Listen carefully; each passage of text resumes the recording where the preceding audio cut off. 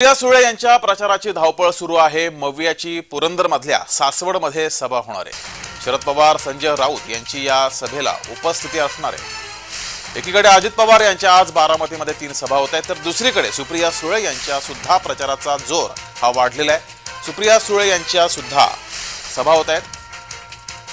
शरद पवार, संजय राऊत या सभेला उपस्थित राहणार आहेत। पुरंदरमधल्या सासवडमध्ये मवियाची सभा होती आहे।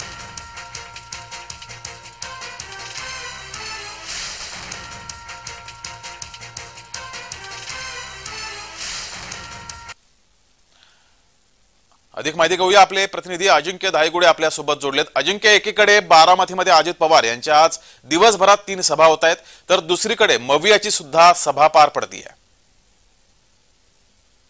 नक्कीच जगदीश, बारामती लोकसभा मतदारसंघासाठी येत्या 7 तारखेला मतदान होत आहेत। अवघे काही मोजके दिवस प्रचारासाठी बाकी आहेत, त्यामुळे महाविकास आघाडी आणि महायुतीकडून जोरदार सभा घेतल्या जात आहेत। अजितदादा आज सुनेत्रा पवार ज्या महायुतीच्या उमेदवार आहेत बारामती लोकसभा मतदारसंघाच्या, त्यांच्यासाठी बारामती येथे आज सभा घेत आहेत। तर महाविकास आघाडीच्या बारामती लोकसभा मतदारसंघाच्या सुप्रिया सुळे ज्या उमेदवार आहेत त्यांच्यासाठी खुद्द शरद पवार आणि संजय राऊत पुरंदरच्या सासवडमध्ये पालखी तळावर आज सभा घेत आहेत। ही सभा जी आहे ती 10 वाजता सुरू होईल असं देखील सांगितलं जातंय, आणि ही सभा जी आहे ती जोरदार असणार आहे। या सभेसाठी शरद पवार, संजय राऊत, आमदार संग्राम थोपटे, सचिन अहिर असे नेते उपस्थित असतील। सुप्रिया सुळे देखील या सभेला उपस्थित असतील।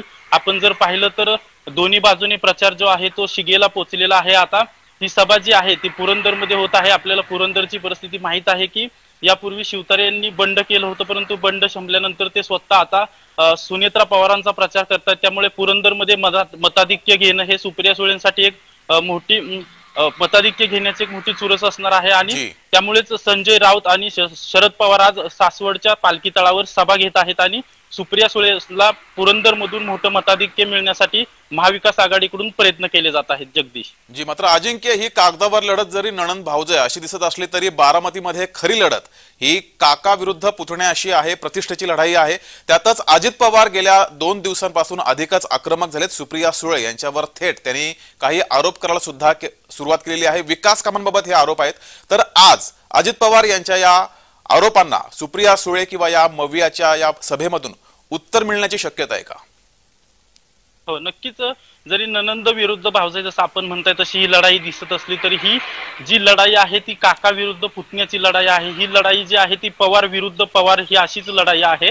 काल अजित पवार कात्रजमधील एका कार्यकर्त्यांच्या मेळाव्यात बोलताना जे सुप्रिया सुळेंचं प्रचार पत्रकात सुप्रिया सुळेंनी केलेली विकास कामं आहेत ते अजित पवारांनी सांगितलं की ही मीच केलेली कामं आहेत, मीच केलेली कामं सुप्रिया सुळेंनी चोरून त्यांच्या प्रचार पत्रिकेत छापलेली आहेत। त्यानंतर सुप्रिया सुळेंकडून उत्तर आलं होतं की ही अजित पवारांनी केलेली कामं नसून आम्ही 17.5 वर्ष एका पक्षात होतो, टीम वर्क आहे, आणि अजित पवार जसं जसं निवडणुका जवळ येतील तसे तसे आतमधील ज्या गोप्यस्फोट आहेत ते करायला अजित पवारांनी सुरुवात केलेली आहे। त्यामुळे कुठेतरी महाविकास आघाडी आणि सुप्रिया सुळेंना अजित पवार घाम फोडतायत।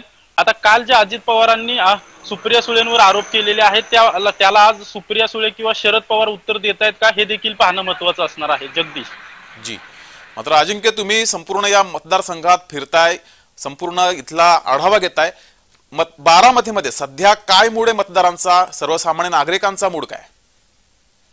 नक्कीच, आता जर बारामती लोकसभा मतदारसंघामध्ये आपण इंदापूर, बारामती, दौंड, भोरवेल्ला, मुळशी, पुरंदर या भागात जर आपण पाहिलं तर मतदार पूर्ण संभ्रम अवस्थेत आहेत, कारण की यापूर्वी अशी लढत मतदारांनी कधीच पाहिली नव्हती। कधीच पवार घराणं जे आहे ते फुटलेलं मतदारांनी पाहिलं नव्हतं। त्यामुळे मतदार जे आहेत ते संभ्रम अवस्थेत आहेत। दोन्हीकडून प्रचार जोरदार केला जातोय, आणि विशेष म्हणजे जगदीश ही जी निवडणूक आहे ती भावनिक मुद्द्यांवर, विकास सोडून भावनिक मुद्द्यांवर गेल्याचं देखील आपण पाहिलेलं आहे। अजित पवारांनी सुरुवातीच्याच काळात सांगितलं होतं की कोणतरी येईल आणि सांगेल माझी ही शेवटची निवडणूक आहे।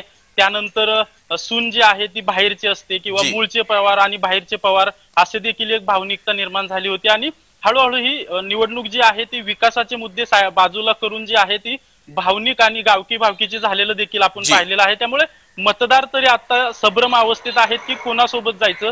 त्यात अजित पवार जे आहेत ते तरुण आहेत, आणि अजित पवारांसोबत गेलं तर विकास कामांची हमी अजित पवार देत आहेत, तर सुप्रिया सुळेंसोबत गेलं तर शरद पवार एक भावनिक साथ देतात, किंवा सुप्रिया सुळे देखील भावनिक साथ देतात, आमचा पक्ष फोडला, अशा प्रकारे ही निवडणूक भावनिक होण्याचं एक वातावरण दिसतंय। जी।